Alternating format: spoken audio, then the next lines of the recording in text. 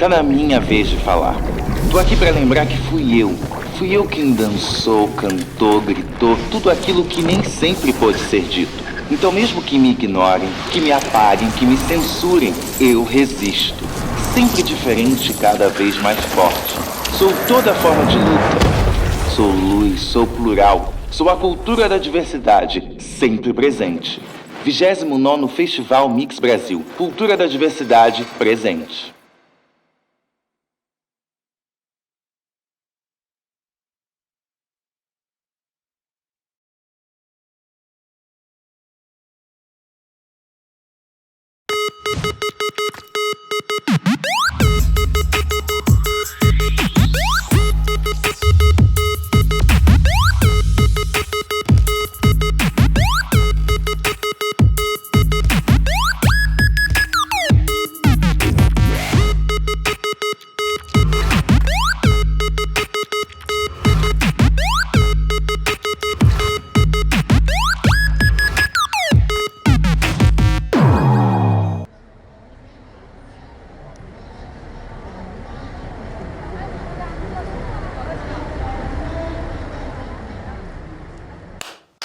Canal Brasil é... O Canal Brasil é fluente em cinema. Respira cinema. Transpira cinema. Pira cinema.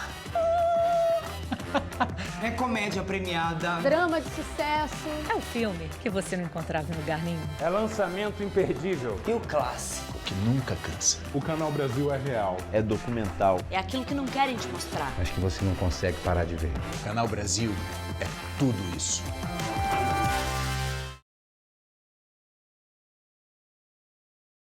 Narradores queer e suas cidades imaginárias. Nesse encontro do 4º Mix Literário, acontecendo no 29º Festival Mix Brasil de Cultura da Diversidade, vocês vão acompanhar uma conversa com 4 autores que recentemente publicaram livros em que eles representam uma ou mais cidades totalmente inventadas, baseadas em lugares reais ou não. É uma maneira do olhar queer olhar para fora e criar uma cartografia para a sua própria subjetividade. Vocês vão gostar dessa conversa mediada pelo Daniel Manzoni. Sejam muito bem-vindas, bem-vindos e bem-vindes. Olá, todas, todos e todes. Eu sou Daniel Manzoni de Almeida e eu tô aqui hoje para poder apresentar. Eu sou um homem branco, cabelos encaracolados, tô no fundo, tem um fundo branco, uma estante, estou vestindo uma camiseta preta e uma jaqueta azul, sou um homem gay e eu tô aqui hoje para poder apresentar mais essa mesa do Mix Literário 2021. E essa mesa tem título de Narradores Queer e suas cidades imaginárias. E eu tenho o prazer imenso de conversar hoje com 2 escritores e uma escritora que escreveram livros com temáticas do mundo e que abordam algumas temáticas LGBTQIA+, que são importantes para a gente poder fazer um elo de ligação entre as questões de cidades e as nossas temáticas. Então, é com prazer imenso que eu queria convidar para a nossa roda de conversa aqui a Marina Monteiro, o Leonardo Tonos e o Rodrigo Derrores. Olá, pessoal, tudo bem com vocês? Olá, tudo bem? Boa noite. Tudo. Sejam bem-vindos e bem-vinda para essa nossa conversa sobre narradores queers e cidades imaginárias. Então, eu gostaria que vocês se apresentassem um pouquinho, falassem sobre como é que o livro de vocês nasceram e quem são vocês. Vamos começar pela Marina. Tá bom, Daniel. Boa noite, ou boa tarde, bom dia, porque na internet a gente tem esse espaço-tempo que pode ser qualquer um, né? Obrigada aí pela introdução do nosso papo, tenho certeza que vai ser um papo muito legal. Eu sou a Marina Monteiro, eu sou uma mulher cis, branca, tenho olhos e cabelos escuros, meu cabelo está em crescimento, então ele está naquele meio de caminho, nem grande, nem curto. Estou usando uma correntinha bem curta aqui, com uma pedrinha na ponta, um macacão preto e uma blusa de manga verde clara. Atrás de mim tem uma parede bege e alguns quadros. Tem uma reprodução aqui do Miró, tem um outro da Mafalda aqui, não sei para que lado me viro. Tem 3 quadros ali. E eu sou formada em teatro pela UDESC, né? Sou licenciada em teatro pela UDESC.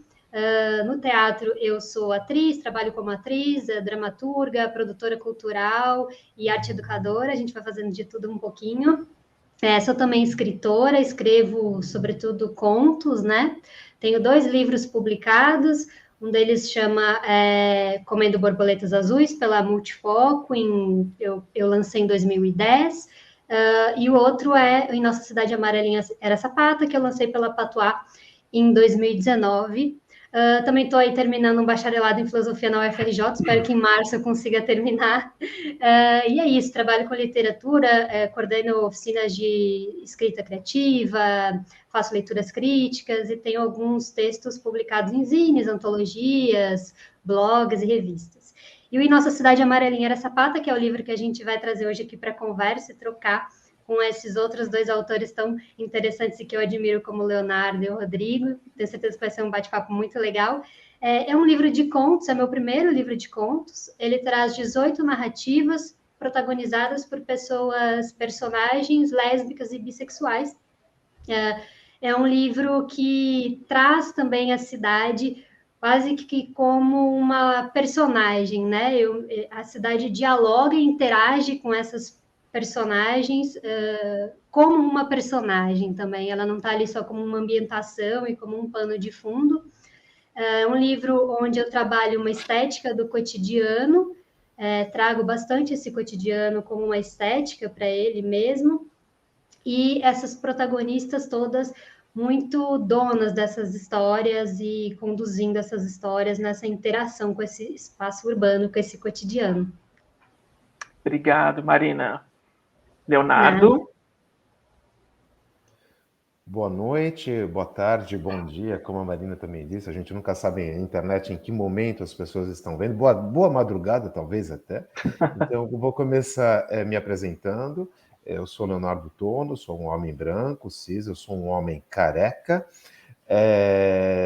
Eu estou hoje aqui em Berlim, estou vestindo uma camisa bordô, por detrás de mim uma parede branca. A pessoa que aluga o apartamento hoje me disse até que é um quadro, o quadro que está ali atrás é uma gravura do século XVIII que pertence à família. Então eu achei interessante trazer também essa, digamos, essa multiplicidade aqui de tempos e de temporalidades, que também é um dos temas centrais do último livro que eu vou falar para vocês.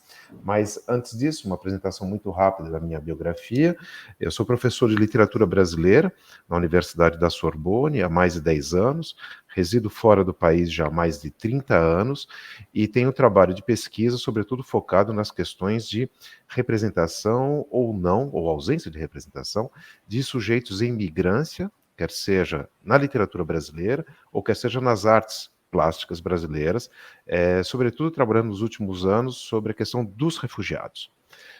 Para além dos artigos acadêmicos, eu sou um jovem autor velho que acabei me lançando quando eu festejei meus 50 anos, e desde então eu publiquei 3 antologias de poemas, ou do que as pessoas costumam dizer que são poemas, dentre as quais a última, intitulada então Diários em Mar Aberto, publicado pela editora Folhas de Relva, e que traz um momento bem específico que todos nós vivemos, um momento, claro, pandêmico. Não é um livro sobre a pandemia, mas que traz a experiência cotidiana da pandemia nesse processo de uma escrita diarista.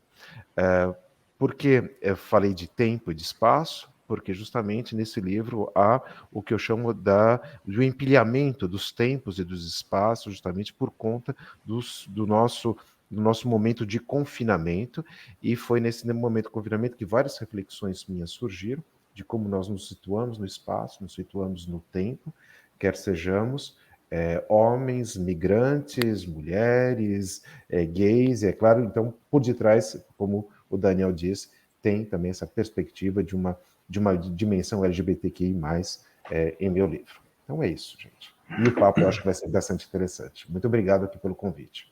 Obrigado, Leonardo. Rodrigo. Olá, minha gente. Olá a todas, todes e todos. Muito agradecido de estar aqui nesse encontro com essas pessoas, com esses escritores, com esses pensadores desse nosso tempo.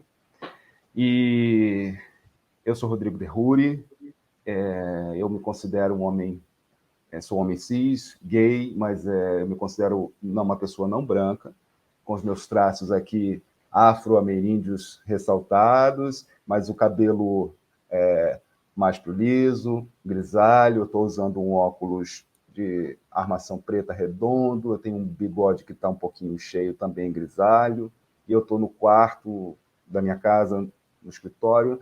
Atrás de mim tem uma estante preta com alguns livros, e a minha formação, eu sou carioca, obviamente, do Rio de Janeiro, moro aqui em Salvador, Bahia, e a minha formação primeiramente, como ator, estudei teatro no Rio de Janeiro, e depois parei de atuar para escrever, me tornei dramaturgo, e venho trabalhando todos esses anos como dramaturgo, como roteirista, e agora, finalmente, em 2021, eu consegui colocar na roda o meu primeiro romance, né, lançar Os Bugres. E eu estou muito feliz por isso, porque é um projeto muito antigo. E acho que é isso, basicamente. Obrigado, Rodrigo. Então, vamos lá para a nossa conversa. Os 3 livros de vocês, eles têm um ponto em comum, que eu consigo enxergar, e a gente pode começar a nossa conversa por ele. Qual é esse ponto comum? O espaço geográfico como uma forma de ajudar, ou uma forma de colocar a expressão das identidades, né? E quando a gente vai falar de espaço geográfico, principalmente no Brasil, a gente não tem muito um padrão geográfico das construções das cidades, ou um padrão geográfico natural. Você tem uma vegetação tropical, e essa vegetação tropical ela tem diversas formas de expressão, não é alguma coisa padronizada, e isso também se reflete nas cidades. E os livros de vocês, ele reflete essa pluralidade de identidades. Então, por exemplo, o livro do Rodrigo, Os Bugres, que vai falar de um imaginário e vai construir uma noção de cidade a partir do subúrbio carioca, ele vai trabalhar justamente com essa caracterização dessas personagens e essa caracterização dessas identidades numa cidade.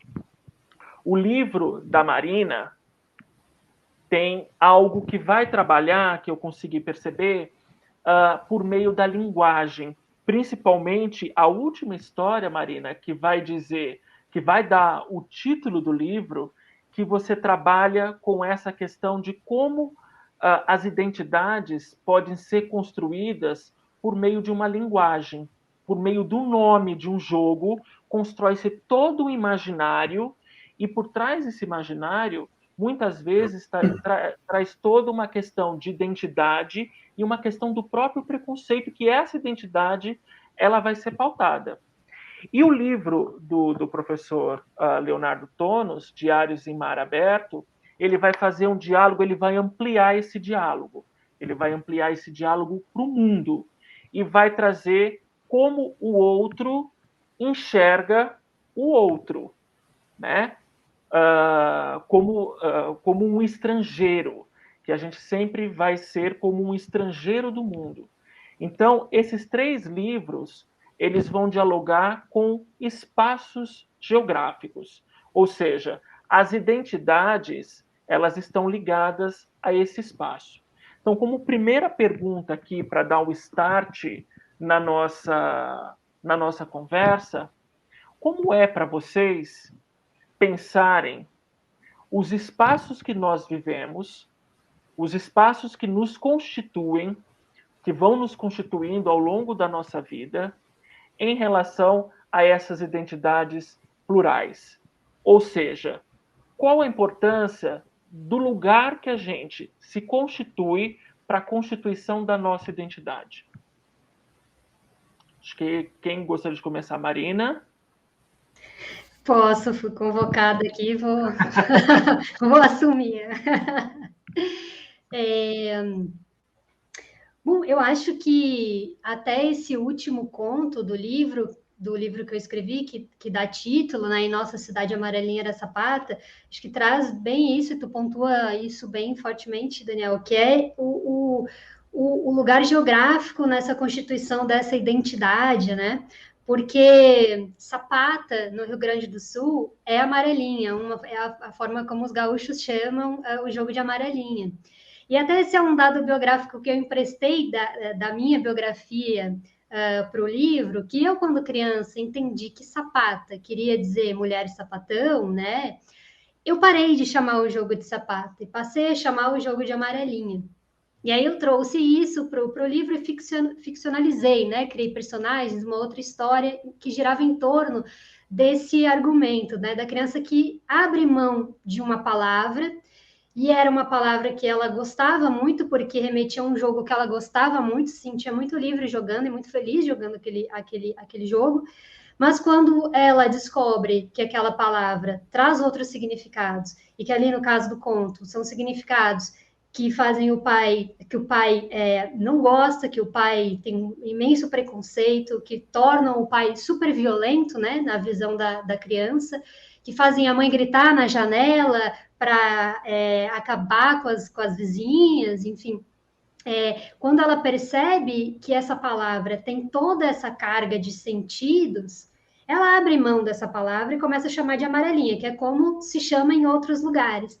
E ela até finge que está tudo bem com isso, ela até finge que, ok, não, é tudo certo, é só o nome de um jogo, mas não é, né? Porque aquele nome de jogo, ele constitui a identidade daquela criança, né? A pessoa que ela é, o que ela gosta de fazer, o que ela gosta de jogar, perpassa também o nome daquele jogo, não é só um nome, as palavras não são só as palavras, né? Elas trazem muito mais com elas. E aí essa criança percebe isso nesse momento, né? Então, nesse sentido, voltando àquilo que você falou, que o livro traz bastante essa coisa da linguagem, né? Da linguagem também como um espaço geográfico, né? E aí, cruzando aqui esse espaço geográfico, essa criança gaúcha do Rio Grande do Sul, que chama amarelinha de sapata e descobre que sapata quer dizer outras coisas, e que essas outras coisas, no universo que ela convive, não são tidas como coisas boas, não são tidas como coisas aceitáveis, não são tidas como coisas que merecem ser amadas e que são naturais, né? Então, a identidade dela, o espaço geográfico dela se rompe. E com isso ela vai descobrindo que a identidade dela, ao mesmo tempo que a identidade dela também sofre ali uma rachadura, junto com esse espaço geográfico, ela também descobre a identidade dela, ela também descobre esse movimento na identidade dela, né? Então, tem um duplo movimento ali. Então, não sei se eu te respondi, não sei se eu fui para outros lugares, que eu tenho a mania de fugir assim, mas mais ou menos respondeu super. E eu acho que isso liga muito com o livro do Tônus. E eu acho que ele pode ser o próximo. Então, obrigado, Daniel, pela pergunta assim, extremamente cuidadosa, né? E eu fico muito feliz da sua leitura, que assim, trazendo coisas novas para o meu livro. Mas uma coisa de fato que você percebeu é essa minha relação com o espaço ou com a espacialidade, né? Essa experiência do espaço que nós vivemos, talvez pelo fato do meu próprio percurso ser muito marcado por uma espacialidade, eu diria, digamos, bem particular. Qual seria essa espacialidade? Essa espacialidade eu chamaria do sem lugar, né? Muitas vezes nós falamos do não lugar, não, há sujeitos que vivem a espacialidade do sem lugar. Quem são esses sujeitos na contemporaneidade? São aqueles que não têm o direito de viver em praça pública, né, pelo ponto de vista legal, como os clandestinos, aqui eu penso nos clandestinos migrantes, mas outros sujeitos também. E eu sou um homem cuja história, né, enquanto homem gay, com 54 anos, viveu essa não espacialidade, né, viveu esse espaço do sem lugar que não me era concedido, e isso me marcou muito profundamente. Então, eu acho interessante que eu tento, de fato, trazer no meu livro, esse diálogo de sujeitos que ocupam esse sem lugar, né? Buscando também, vamos dizer, destabilizar aqueles que também têm um lugar marcado, que são lugares de autoridade. Quais são esses dois sujeitos? Primeiro seria o sujeito narrador, né? No caso, o narrador poeta, vamos dizer, esse sujeito autoral, que eu tento, na medida do possível, também destabilizá-lo, para que ele saia desse lugar de poder e encontre esse lugar do sem lugar para, eventualmente, estabelecer uma relação de alteridade para com o outro. E o último sujeito, que, aliás, muitos dos quais esquecemos, que também é um espaço e um sujeito de autoridade, que seria, então, o espaço e o sujeito leitoral, o leitor. O leitor tem um grande poder. E eu acho que a literatura, já, sim, muitos autores vêm trabalhando nesse sentido, né, de desconstrução do espaço do poder do leitor. E isso eu também tento trazer no meu livro, quer seja pela bofetada, quer seja pelo soco do estômago, quer seja por estratégias que a gente vai buscando de estabilização, de vertigem no processo de leitura, para também trazê-lo para esse sem lugar. É desse sem lugar que eu gosto de falar, é nesse sem lugar que eu encontro a minha alteridade, e é nesse sem lugar que é por onde eu percorro, vamos dizer, as minhas cidades reais ou imaginárias, né? E além disso, por ser um homem que gosta ainda de caminhar muito, né? Aliás, um exercício de que o Brasil me parece que está muito ausente. As pessoas deixaram de caminhar, as pessoas deixaram de se esbarrar umas nas outras, né? Deixaram de ter essa possibilidade da alteridade. Então, talvez seja, voltando então à sua pergunta, né, dessa relação geografia, identidade, a emergência do sem lugar me parece essencial para nós entendermos a contemporaneidade. Obrigado, professor. E eu acho que aí emenda brilhantemente com o livro do Rodrigo, porque o livro do Rodrigo é bem localizado geograficamente, né? Sim, e inclusive eu esqueci de falar na hora que eu me apresentei, né, um pouquinho do que se trata, né? Eu acho que seria importante eu rapidamente falar que Os Bugres é um romance que há um certo narrador que acompanha a vida de pessoas, de alguns determinados personagens, no subúrbio carioca por décadas, né? Então ele transita ali, ele vai flanando e ele convive, enfim, ele emite opiniões sobre a vida das pessoas e participa. Então, os bugres, em princípio, né, o termo bugre é uma palavra pejorativa que os europeus aplicaram aos indígenas quando chegaram, né, quando invadiram a nossa terra, a terra deles, né? E depois e tem vários sentidos a palavra bugre, né? Porque vem desde a Idade Média, enfim.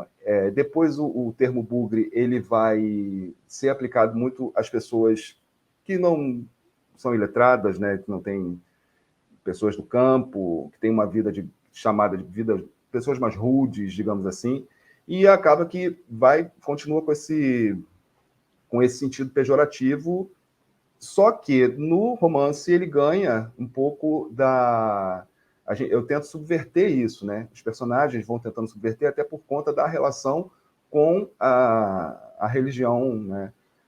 De matriz africana, que no caso do livro, a macumba carioca, né? Então, tem o caboclo bugre, e aí tudo isso é subvertido, esse sentido pejorativo, né? Então, só para deixar mais ou menos. E aí, tentando responder sua pergunta, Daniel, o cenário, né, ali em alguns bairros do subúrbio carioca, no Rio de Janeiro, né, no subúrbio carioca, alguns, né, que são bairros muito específicos, que ficam ali próximo da chamada Serra dos Pretos Forros, né, que é uma serra enorme que divide a cidade, a zona norte, onde fica esse subúrbio da Central do Brasil, e a zona oeste, né, que depois começa Jacarepaguá. Então, o lugar, né, o espaço, ele é cenário e personagem, eu acho, de alguma forma, no livro, né? Ele ele influencia totalmente, né, na vida das pessoas o tempo inteiro. E aí, de certa maneira, eu penso também que olhar a vida do subúrbio, no meu caso, que nasci e cresci lá no subúrbio do Rio, é esse olhar suburbano que me constitui, né?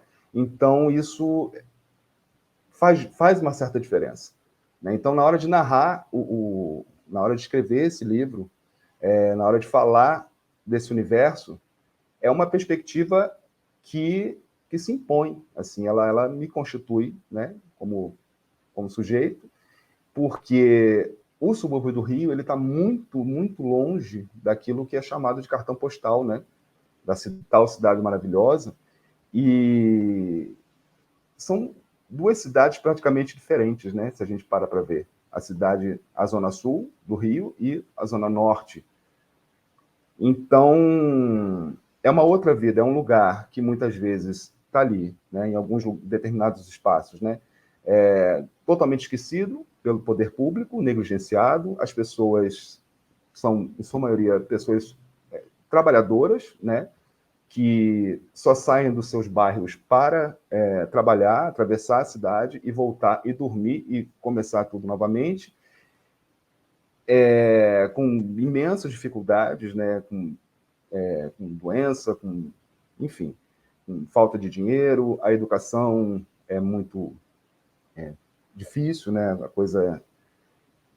E é uma vida periférica, né? Então, essas pessoas que ali estão, elas vão tentando se reinventar todos os dias, né? E isso é muito complexo, porque são personagens que, apesar de, vão se reinventando, vão se construindo, né?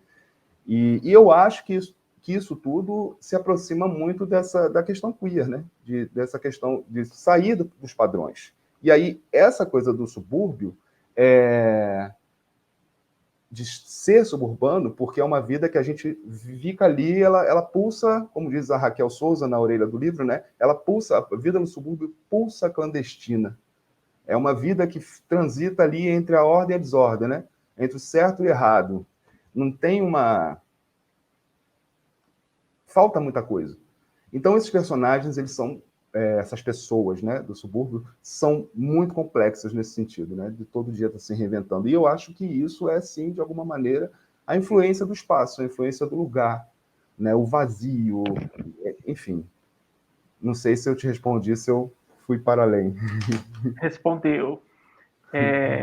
Então, eu dei essa primeira provocação para que a gente pudesse abrir a conversa, e eu acho que agora a gente pode ir dialogando de uma forma mais livre, mas eu concordo plenamente com o que vocês três trouxeram aqui. Eu acho que vocês trouxeram uma coisa que eu tinha até anotado aqui, quando eu estava lendo as obras de vocês, que é o que a gente fala sempre, né? Está muito na moda agora falar, o lugar de fala. Então, eu tenho um determinado lugar de fala, eu falo desse lugar.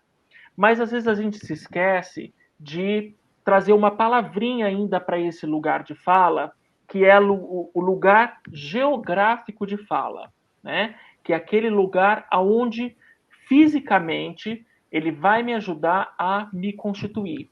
E os 3 livros aqui de vocês trazem muito isso, né? Então, quando a Marina traz a questão do conto da Amarelinha ser chamado de sapata, isso é uma constituição daquele grupo de cultura, né? E que, de alguma maneira, você tenta transpassar essa cultura, desconstruindo essa palavra, né?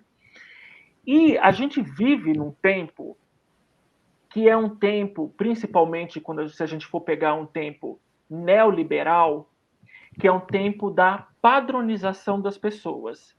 Então, agora todo mundo está fazendo o que a gente chama de demonização facial, né? Porque todo mundo está querendo ficar com a mesma cara, né? Todo mundo está querendo ficar com o mesmo corte de cabelo, todo mundo está querendo ficar com a mesma barba. Então, você olha, dependendo dos lugares, você vê as mesmas pessoas, parece que são as mesmas pessoas. E aí, quando a gente evoca a questão queer e associa isso com um espaço geográfico, a gente está trazendo isso que o Rodrigo trouxe agora há pouco, sobre o certo e o errado dessas personagens em um bugre, que você tem essa riqueza gigantesca de personagens diferentes que se constituem ali naquele subúrbio carioca, né?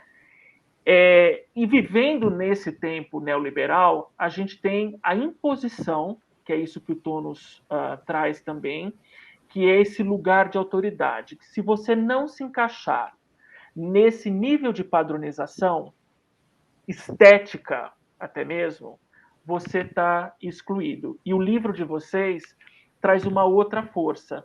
Traz a força de que as diferenças, elas são valorizadas. Porque, na verdade, o que a gente quer dentro do movimento queer é que seja respeitada essas diferenças e não ser feito um movimento de aceitação, né? O que vocês acham sobre?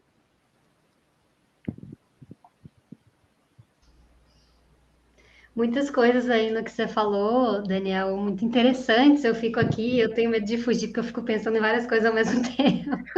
Mas isso que você está falando também, eu acho que teve uma coisa que o Leonardo falou que eu achei muito boa, que a gente está perdendo o exercício, o movimento da caminhada, né? E a cidade deixa de ser um lugar de movimento, de caminhada, e passa a ser um lugar de passagem apenas. Então, você pega o seu carro, quem tem, né, e vai, ou o ônibus, e vai para o lugar onde você trabalha, então você vai para o shopping, ou então você está sempre no trânsito, quem não tem a condição de estar nesse carro com ar-condicionado, está sempre no trânsito, indo em busca do seu trabalho. Então, a cidade passa a ser um lugar de passagem, né? E um lugar dos espaços privatizados. E aí os espaços privatizados tendem a conduzir as mesmas pessoas para os mesmos lugares, né? Então, os nichos também de pessoas, eu acho que vai tudo indo para essa padronização, né, das pessoas e das vidas, e acho que a vida vai perdendo que eu acho que é algo muito inerente da vida, que é a questão do movimento, né? Que é as tensões que o movimento traz, né? Que é você encontrar as pessoas na rua da cidade, né? E essa ideia de que o encontro é uma ferida aberta, né? E que te proporciona se abrir para novos mundos, né? Te possibilita se abrir para novas palavras, para novas ideias, para novas formas de ser e ver a vida e o mundo, né? Então, eu acho que no livro, assim, eu tentei trazer...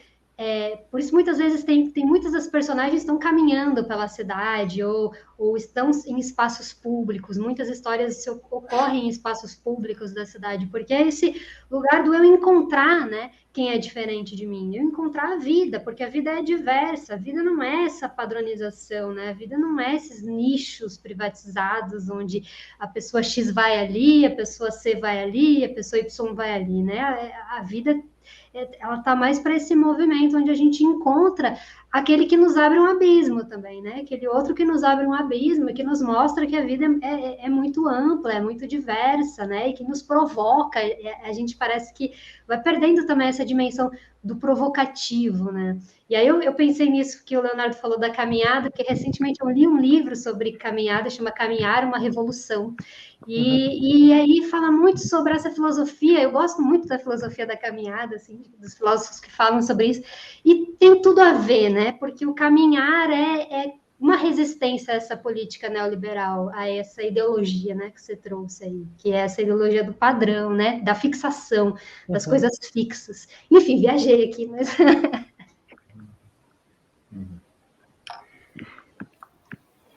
Se eu puder, eu vou dar continuidade, a gente vai no ritmo que foi proposto. Eu vou pegar para um ponto que você tocou, Daniel, e que me parece bem interessante nessa questão do lugar de fala, né, de onde eu falo, mas também tem uma outra questão que se coloca de onde as pessoas querem que eu fale, no meu caso, particularmente, né? Pelo fato de ser um homem branco, pelo fato de ser o professor do outro professor, que vive fora do país e que dá aula numa estrangeira, né, que tem um certo renome. Então, assim, eu sempre vivi essa dicotomia entre o que eu quero falar, de onde eu falo, de onde as pessoas querem que eu fale, né? E de onde eu falo ainda como o Rodrigo falou, é o olhar do subúrbio. Eu também venho do subúrbio paulista, né? Eu também é do gay, do imigrante, porque eu me considero ainda imigrante, apesar dos meus 30 anos aqui na França. E aí você estava falando, né, de essa questão da diversidade, que me tocou me sugeriu uma outra questão, dessa questão da exclusão e de como essa padronização também, ela é uma grande falácia, um discurso de uma falácia, porque ela também nos leva para uma questão de tolerância, né? Do sujeito, ele só pode ser aceito a partir do momento que ele é padronizado, então ele é tolerado, né? E aí eu estava lembrando de um texto, né, que está justamente no meu livro, da questão dessa poesia da tolerância, né? Que eu falo, eu não quero uma escrita que não tolere, eu não quero uma escrita que tolere, eu quero uma escrita, sobretudo, que acolha, né? Porque é uma escrita que acolha no direito e, sobretudo, no respeito do outro. Então, assim, enquanto nós nos mobilizarmos por esses procedimentos de padronização que nos levam para a questão somente da tolerância e da empatia, nós não vamos chegar à resposta da diversidade. A diversidade só vem realmente quando a sociedade, né, encabeçar a questão do direito. E nós, como escritores, nós temos que trazer essa noção da questão do direito e do respeito para dentro dos nossos textos. E eu acho que é isso que os jovens escritores estão fazendo atualmente. Não sei se eu respondi, eu também acabo viajando um pouco nas perguntas, mas é para trazer talvez uma outra questão para dentro aqui do debate.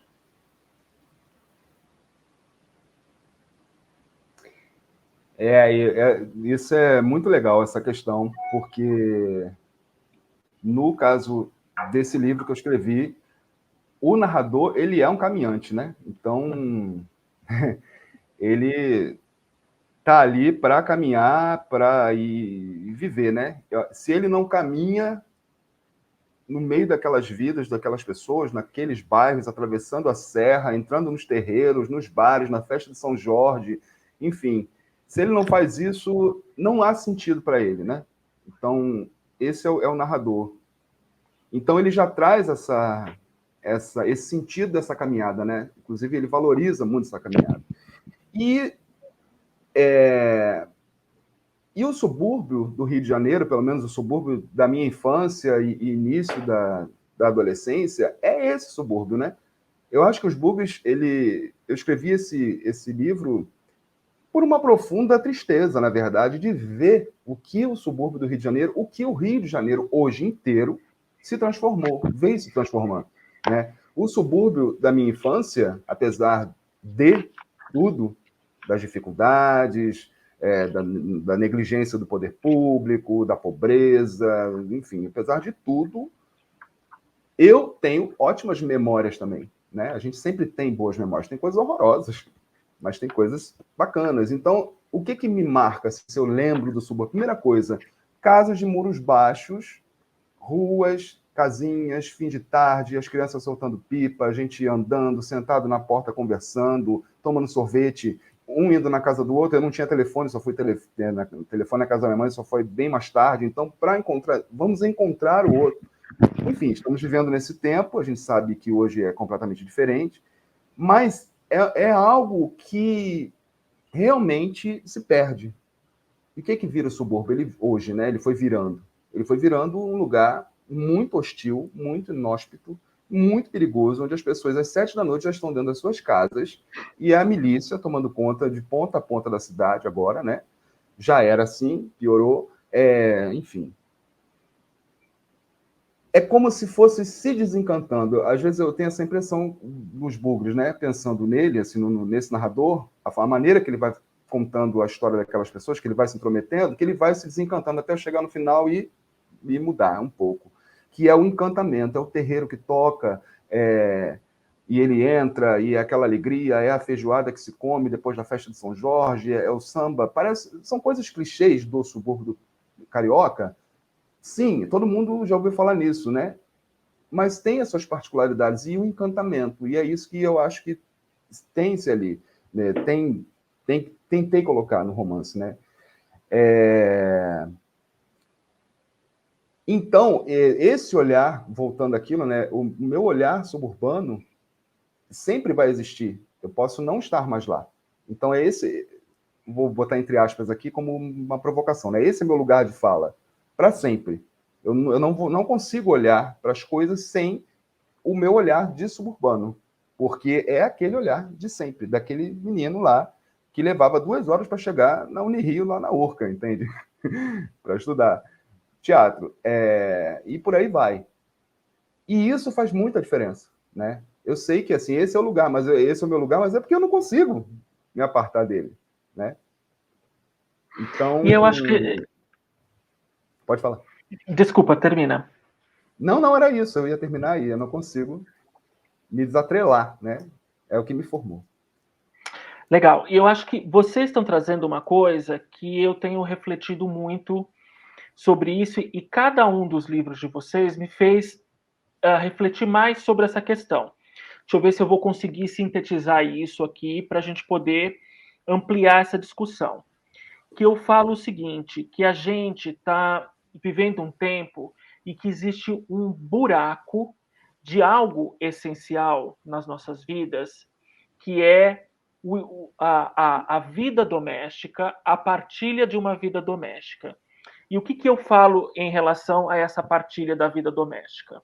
Que é o cotidiano, que é você preparar os seus alimentos, você sentar à mesa com quem você compartilha a sua casa, você desfrutar de um momento de lazer na sua casa, porque a vida da gente ela está tão tomada por um espaço profissional, por uma necessidade de sobrevivência profissional muito grande, que a gente perdeu esse espaço doméstico. E alguns textos de vocês, então eu posso citar, por exemplo, um conto da Marina que me chamou muita atenção, que eu acho que é o Brusqueta, que é da menina que vai falar para os pais sobre o casamento, que é justamente isso, no espaço da vida doméstica, aonde deveria estar sendo uma celebração da vida, porque a vida acontece dentro dessa geografia doméstica. A gente vive para poder estabelecer essas relações domésticas, para poder comer com quem você ama, para poder partilhar a vida com quem você ama. E, de repente, nesse espaço doméstico, no conto das Brusquetas, é completamente minado. Não tem espaço para isso. No livro do Tônus, tem um poema em específico que me chamou muita atenção e eu escrevi sobre ele naquela resenha, que é o do táxi, que é quando o narrador ele entra no táxi e ele começa a tentar refletir sobre a vida da motorista.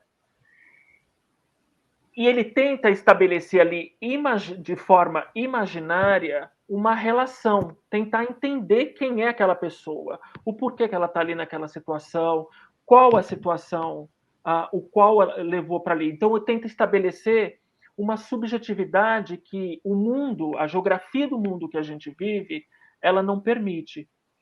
E o do Rodrigo, o que me chama muita atenção, é justamente esse caminho que o narrador vai fazendo e vai trazendo essas memórias e vai construindo tudo isso por meio do subúrbio carioca, numa tentativa de construir esse espaço doméstico, né?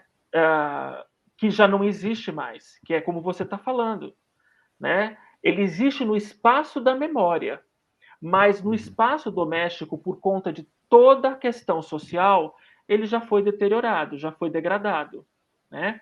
Então, o que eu vejo, e isso, o livro de vocês me ajudou muito a pensar sobre isso, que o grande movimento da gente agora de resistência é buscar uma subjetividade nessa vida e nessas cidades padronizadas, né? Com esses movimentos políticos neofascistas, extremo de neoliberalismo, tenta fazer o quê? Apagar essa vida diversa, essa vida subjetiva, essa experiência doméstica de construção de relações para essa vida padronizada, essa vida dessas cidades construídas, né? Não sei se eu viajei muito na ligação que eu estou tentando fazer entre as três obras.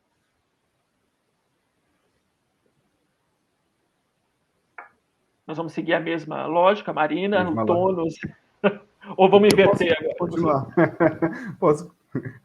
Posso pegar, porque isso me remeteu a uma coisa que eu já quase falei, e aí você veio ressaltar sobre isso, que é essas subjetividades, né, que vão se constituindo dentro desse padrão, né? existe um padrão, obviamente. E ali no subúrbio, né, do Rio, a diversidade é enorme, como em todos os lugares, mas, enfim, pegando, né, esse micromundo ali para falar. Existe a padronização. As pessoas tentam o tempo inteiro estar, né, dentro dos padrões. E não conseguem, porque tudo é muito complexo, né? Tudo é muito instigante, né? Tudo é muito provocante. Viver, acho que é muito provocante. E aí, essas personagens ali dos bugres, elas vão... É uma resistência, como você falou.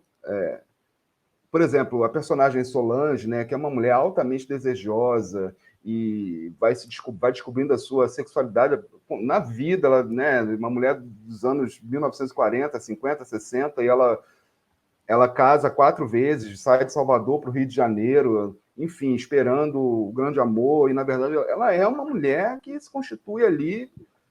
Ela é muita coisa, eu acho, sabe? Então, eu acho que... não sei se eu estou respondendo... acho que é um pouco isso que você está falando, né? Que você me sugeriu pensar, né? Me fez pensar. E os outros personagens também, né? Eles não são modelos de conduta, não são personagens que a gente pode... Nossa, a gente vê o tempo inteiro as, entre aspas, né? As falhas, a gente duvida um pouco do caráter, eles estão totalmente à mercê do sistema, né? Completamente capturados, mas o tempo inteiro eu acho que eles tentam se reinventar, né? E é uma resistência, assim. Eu não sei se é um pouco isso que tem a ver. Sim. Esperar o pessoal falar. Tá.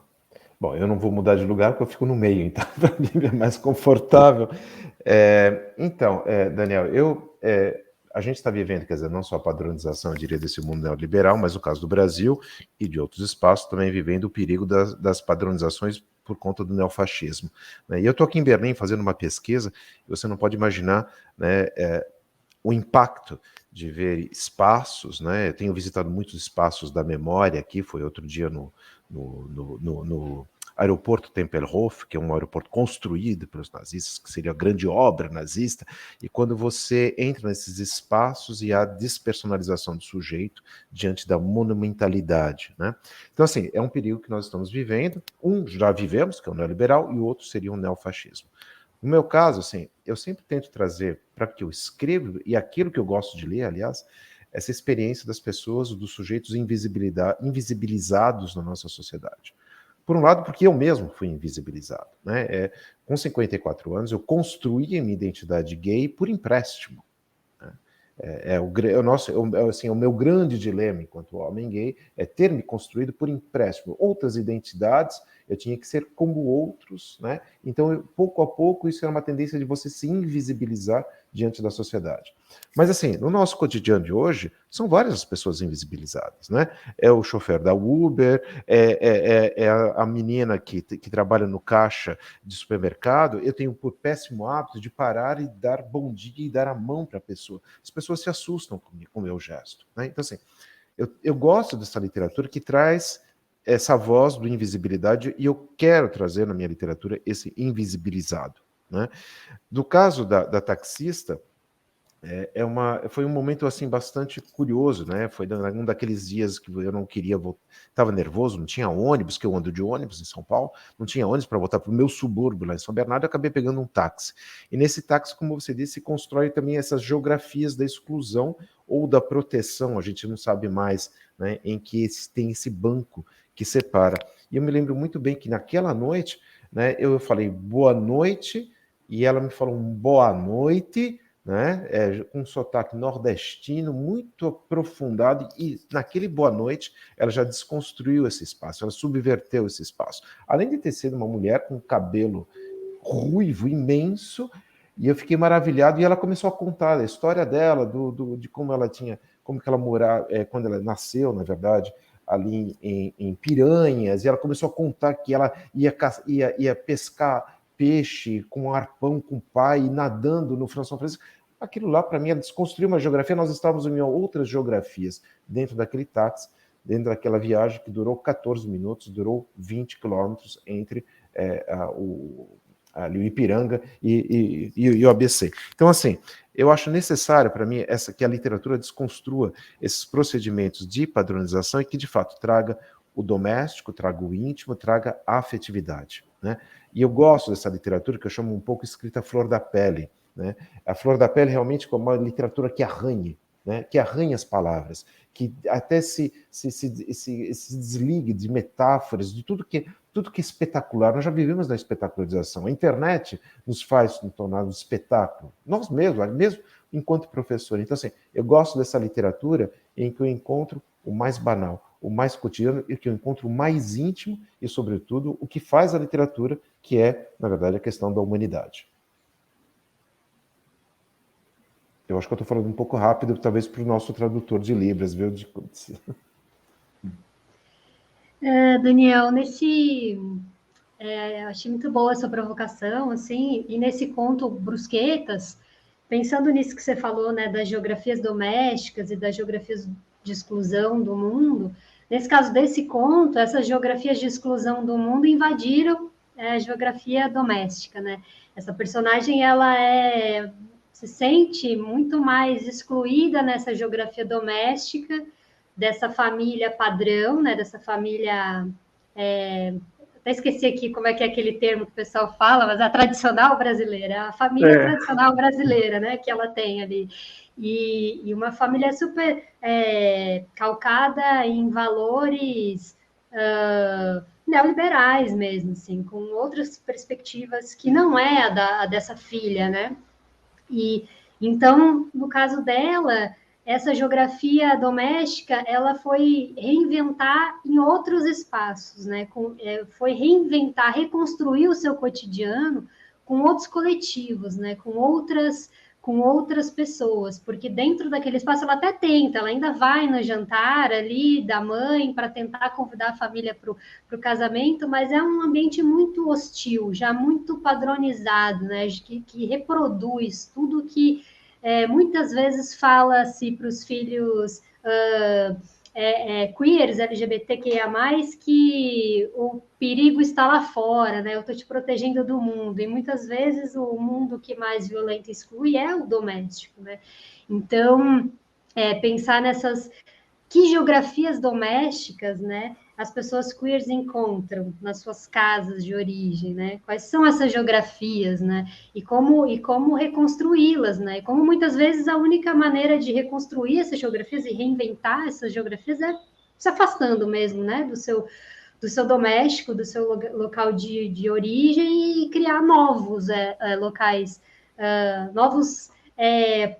novas performances, né, do lugar do doméstico, inclusive levando esse lugar do doméstico, esse cotidiano doméstico, para o espaço público, né, das cidades, para o parque, né, para o lugar onde você vai correr, onde você vai andar de bicicleta, onde você vai levar seus filhos, onde você vai levar seus parceiros, parceiras e parceiras, e seus cachorros e gatos, enfim, trazer também esse outro doméstico, que não é esse doméstico padrão, heteronormativo, para as ruas da cidade também, né? Para que ele possa existir ao olhar das outras pessoas que acham que a vida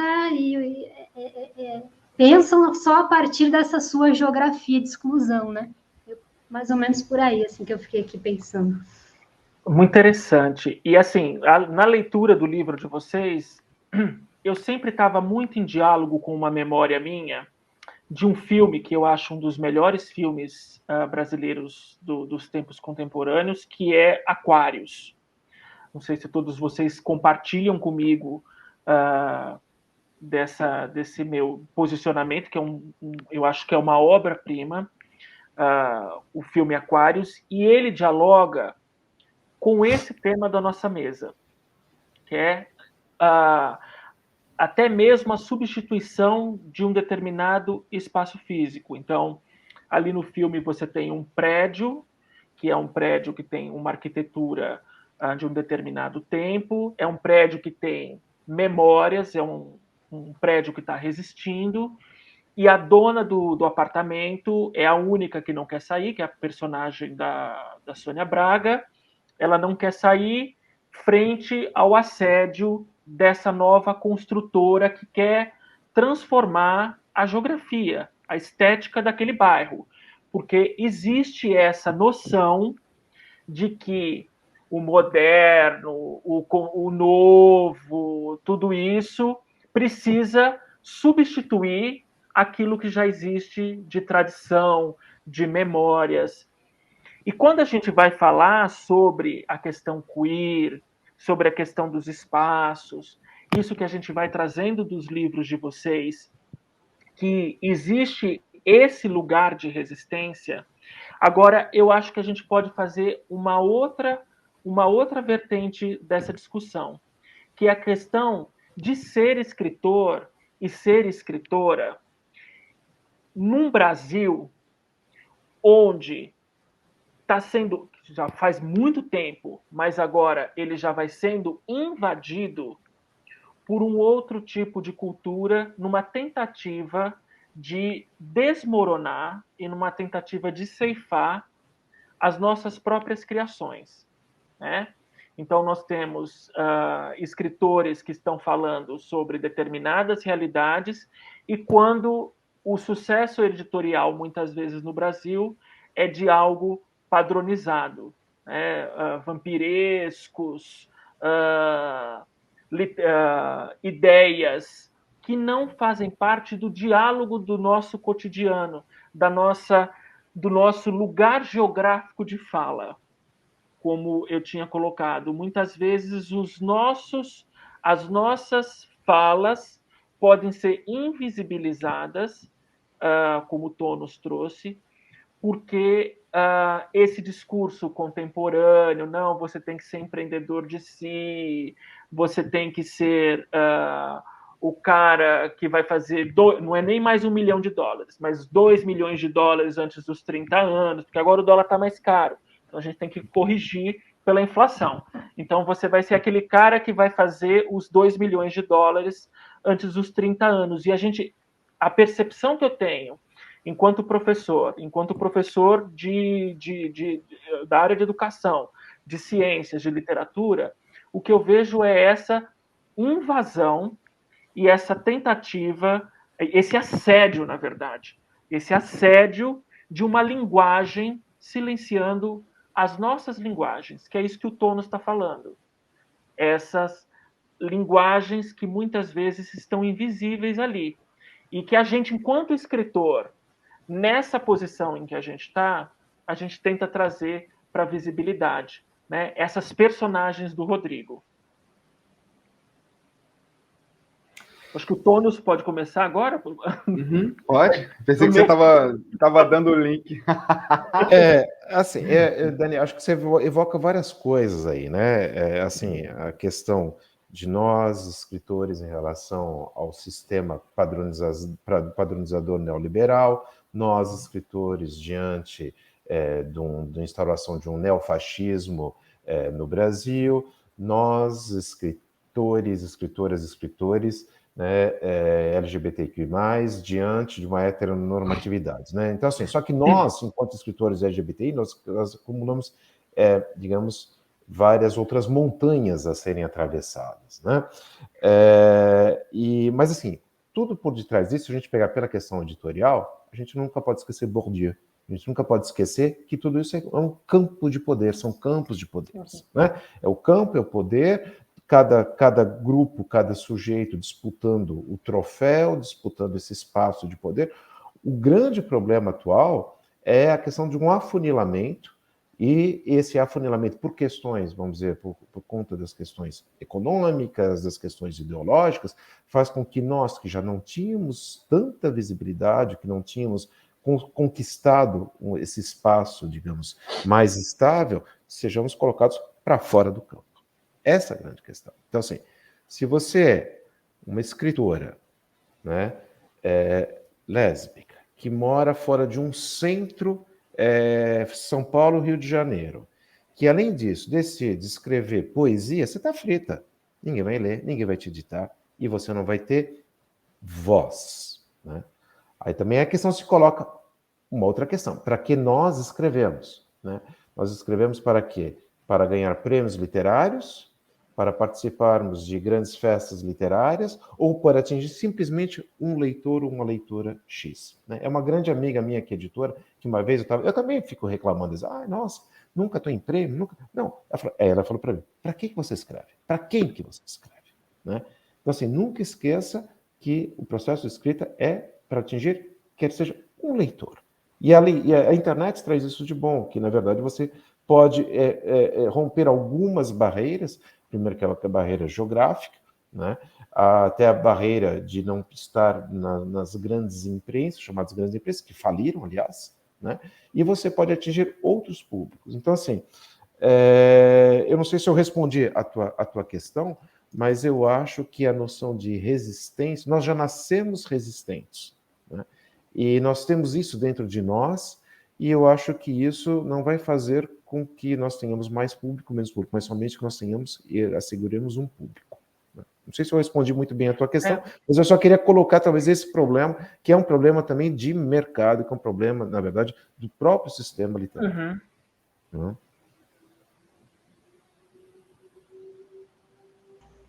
Vou no meio, então, agora, dessa vez. Botando movimento aí. Bom, pensando nessas coisas que você falou e também que o Leonardo falou, porque daí vai tudo se contaminando, né? Eu, às vezes, dou umas reclamadas também, volta e meia, assim, como é que a gente faz para encontrar quem lê a gente?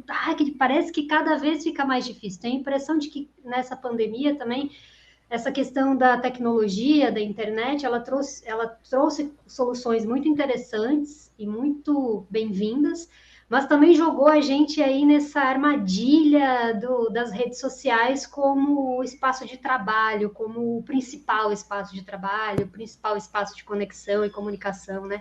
De você encontrar as pessoas para você apresentar seu trabalho.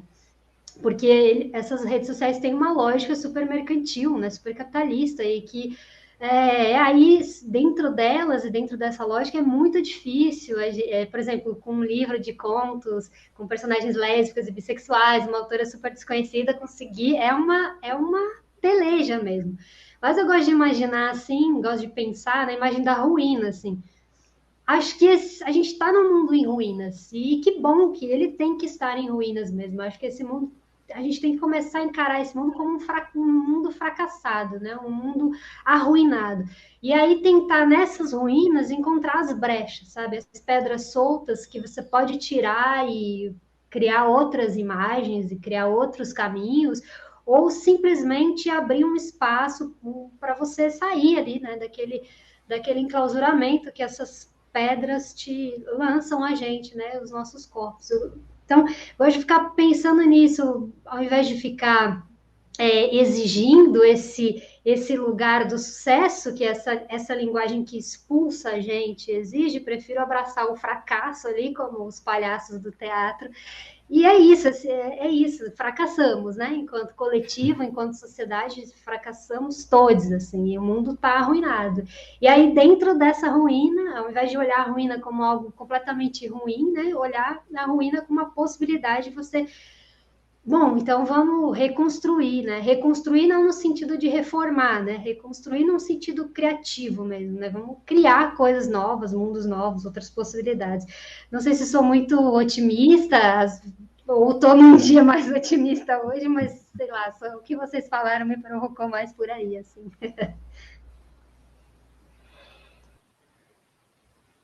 É bom a gente, quando se encontra, né, essa gente que escreve, né?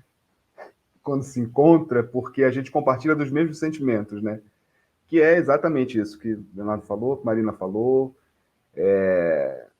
diante desse mundo, né, que nos captura a todo momento, né? E a gente tenta escapar às vezes, mas a gente é capturado, né? Por esse sistema. E eu acho que é isso, né? Porque, bom, falando sempre, né, partindo dessa experiência com a escrita desse romance, né? Do lugar lá que eu venho, se eu não persistisse de todas as formas, seja lá como foi, sei lá, eu talvez não teria nem escrito esse romance, né? Porque eu levei 4 anos, né, em trabalho, mas foi a vida toda, né? Desde que nasci, que ele está sendo escrito. Eu não teria escrito por vários motivos, né? Quis desistir. Por quê? E até hoje eu ainda tenho esse sentimento, assim, que é o assunto, apesar de estar muito em voga, né? As pessoas estão falando muito nesse assunto que está nesse livro. A gente está se colocando, a gente está ficando visível, né? A gente está saindo lá do subúrbio, né? E está aparecendo. A internet também deu essa possibilidade de alguma maneira, né? Mas eu me pergunto, nossa, gente, por que eu escrevi um romance de 700 páginas, sabe? Quem é que vai ler? Isso, em alguns momentos, se configura como um problema. Em outros momentos, se configura como um, olha, o seu livro fica em pé. Então, é uma coisa esquisita, né? E eu não tenho esse sentimento. E o sentimento que a Marina, né, trouxe para a gente, que eu compartilho, né? Que é isso. Eu escrevo porque tem que escrever. Escrevemos porque temos que escrever, né? Porque é isso. Todos os dias esse processo de reinvenção, né? De achar essas brechas, né? Achar olhar o mundo de outra maneira, né? A memória nos faz reinventar o mundo, né? Enfim, a memória de antes, né? A memória de agora, enfim, é o tempo. Então, eu acho que é isso, assim, eu queria trazer esse sentimento que eu tive agora ouvindo vocês, não sei se está bem... Eu acho que está super adequado. A gente já está se encaminhando para os últimos 15 minutos finais, e eu acho que eu vou propor aqui uma reflexão para a gente poder fazer as palavras finais da gente, que eu acho que se encaixa muito, e quando eu estava estudando e lendo os romances de vocês, as obras de vocês, me ajudaram também a refletir muito nisso. Eu acho que os três trouxeram uma coisa muito importante para quem está nos assistindo e para quem, de alguma maneira, escreve, seja ela qual tipo de escrita que escreve, que é assumir o papel de escritor e de escritora. Falando da minha experiência pessoal, para mim foi muito difícil, durante muitos anos, chegar para alguém e me apresentar como escritor. Porque a pessoa perguntava, tá, você é escritor, qual o seu livro? Quantos milhões de cópias você vendeu? Porque a ideia comum do imaginário das pessoas é que associam a pessoa que escreve àquela que vende muitos livros. E são duas imagens completamente diferentes. Então, por muito tempo, eu resisti a me apresentar como escritor. E quem me ajudou a pensar na minha posição no mundo enquanto escritor foi uma escritora geograficamente localizada, que foi a Carolina Maria de Jesus. Eu tive que escrever um texto sobre a Maria Carolina de Jesus e eu acabei indo ler a biografia dela. E ela surge, é uma das maiores escritoras brasileiras em termos de própria literatura, que surge do lugar geográfico improvável para se escrever, né? Quando a gente pensa em escrita, a gente pensa naquilo que o professor Leonardo Ton nos trouxe, a gente vai pensar em Bourdieu, a gente vai pensar nos espaços de privilégio, a gente vai pensar nos espaços de refinamento para poder escrever. E Carolina Maria de Jesus, ela surge do lugar geográfico improvável, que é a comunidade que falava-se de favela, e escreve. E tem uma coisa na biografia da Carolina Maria de Jesus que sempre me chamou muita atenção, que ela se apresentava como escritora. Eu sou escritora. Isso se associa muito quando eu quando eu fui fazer o meu primeiro doutorado, que a minha orientadora cobrava a tese, aquela coisa toda, e eu falava, estou escrevendo. Ela falava assim, Daniel, me dá o texto, porque escrever é colocar palavras no papel. E é justamente nesse sentido que o exercício da escrita é isso que a gente faz. De alguma maneira, é colocar palavras no papel. Se um vai ler, dois vão ler, ou milhões vão ler essas palavras que a gente colocou no papel, isso a gente já não tem mais o controle. Mas a função da gente, enquanto escritor, é pensar esse mundo em que a gente vive. É pensar esse lugar geográfico da fala. É trazer essa experiência que a gente vive da nossa geografia, que impregna no nosso corpo, impregna na nossa subjetividade, e que a nossa função é simplesmente passar isso para o papel, né? Então, a reflexão que eu trago aqui, eu gostaria que vocês complementassem para os nossos últimos minutos de fala, é escrever realmente é colocar as palavras no papel. E que palavras a gente vai colocar no papel? Aquelas em que a gente, de alguma maneira, quer construir pontes de subjetividade. Não sei se vocês concordam comigo.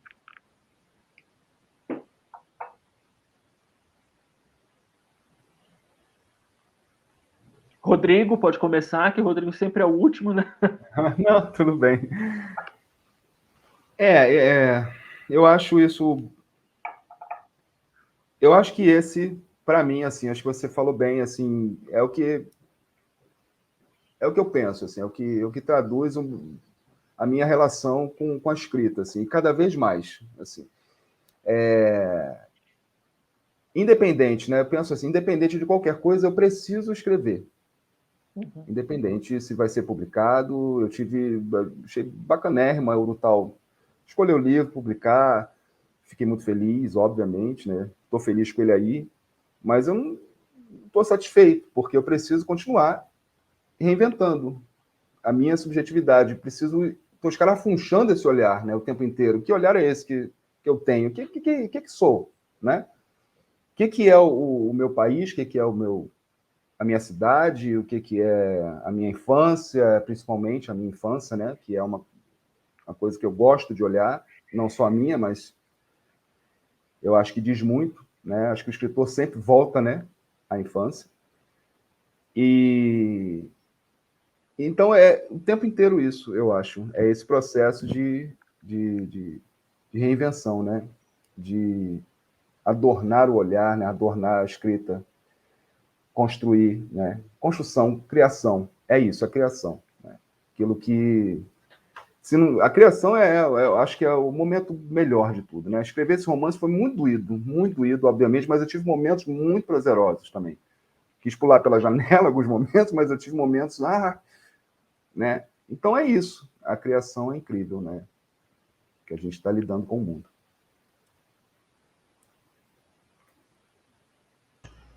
Bom, vou lá no meio de novo, então.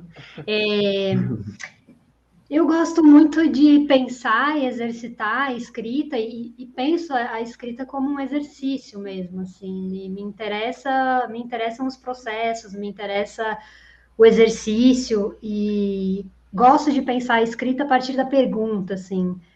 Gosto de pensar a filosofia e a arte também a partir da pergunta, né? Não estou em busca de respostas, assim, estou em busca de perguntas. E acho que assim eu talvez consiga, não sei, abrir mais a minha escrita para os outros, né? E para o mundo e para mim mesma.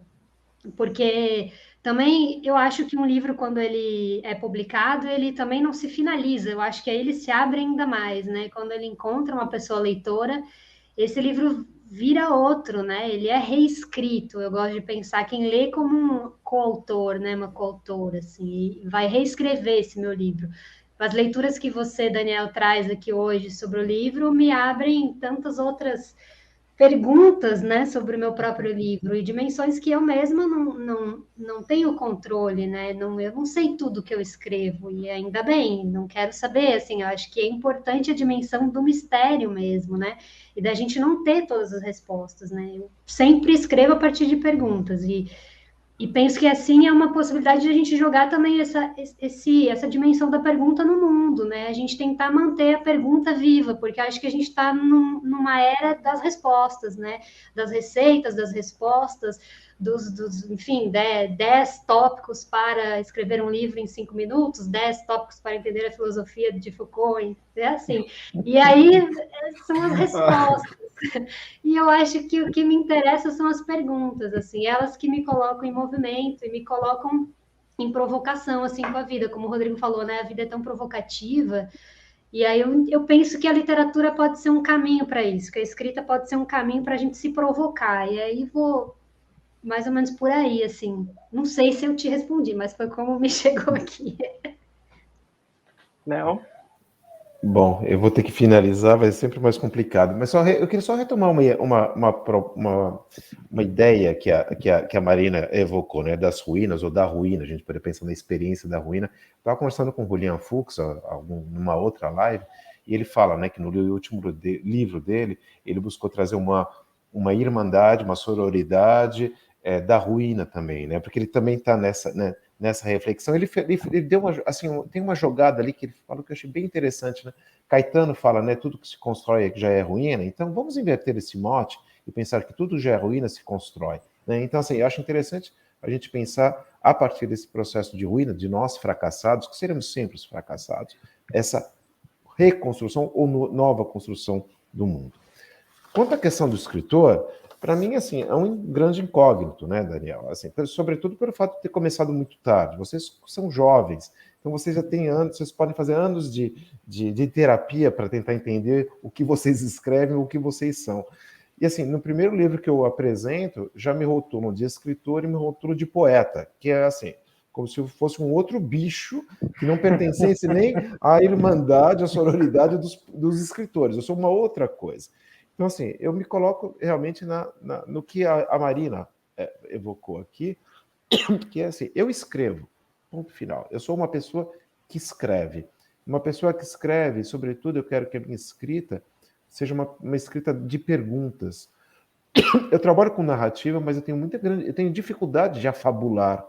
Eu não consigo imaginar outros mundos, porque eu acho tão importante já questionar esse mundo, né? Então, assim, se eu quero fazer alguma coisa, eu quero fazer uma escrita, uma literatura que questione esse mundo, que traga perguntas que talvez eu mesmo nunca tenha pensado nelas, né? Eu acho que é isso. Finalmente, para que serve a arte em geral? Para que ela sempre esteja em fricção com o mundo, porque senão ela se torna doxa e ela não se torna arte. E eu acho que a Marina, né, e o Renato, né, o Rodrigo, desculpa, trouxeram aqui as colocações em que eles se colocam realmente como artistas, como fazedores dessa fricção, desse estar no mundo em fricção, né? E é para isso que a gente vive, e seremos sempre os grandes fracassados, mas pouco importa, as perguntas ficarão. Excelente. Gente, a gente já está no nosso tempo, e eu queria agradecer imensamente ao Mix Literário por proporcionar essa mesa em que a gente pode pensar o mundo e pensar a nossa realidade, pensar a nossa política por meio do livro de vocês. Então, agradecer o Mix Literário, agradecer imensamente vocês por terem escrito esses livros. Para mim, ter lido esses livros foi um exercício humano gigantesco. Então, agradecer vocês por essa dedicação de ter escrito esses livros e terem disponibilizados para a sociedade esse pensamento de vocês. E agradecer por esse dia de a gente poder se reunir aqui e conseguir discutir literatura e discutir escritos num mundo onde a questão literária, a questão de cultura, educação e as nossas questões LGBTQIA+, e todas as outras estão tão negligenciadas. Então, é um privilégio imenso estar aqui com vocês no dia de hoje. Obrigado, viu? Obrigado, gente. Obrigada também. Agradecer o Mix Literário, a todos vocês aqui pela troca, provocação, e um prazer estar aqui com vocês. Foi muito engrandecedor. Eu também queria agradecer o Mix Literário, a equipe do Mix, agradecer a presença da Marina, do Rodrigo e a presença dessa grande voz afetiva, desse olhar afetivo que é o Daniel, que quase me fez chorar agora. E eu não posso deixar de dizer que foi um prazer imenso conhecer Marina, conhecer Leonardo, estar com você, Daniel, e estar aqui, agradecer ao Mix Literário. E, enfim, fiquei bastante emocionado em alguns momentos aqui, e eu acho que isso é muito legal. Eu gosto bastante quando isso acontece, essa conexão. Obrigado muito. Obrigado a vocês, gente. E obrigado a todos, todas e todes que estão nos assistindo. E leiam os livros, leiam o livro da Marina, o livro do Leonardo, o livro do Rodrigo. São obras imprescindíveis para a gente poder entender sobre as nossas subjetividades, sobre a subjetividade do outro e esse diálogo com espaços geográficos. Um beijo a todos e todas.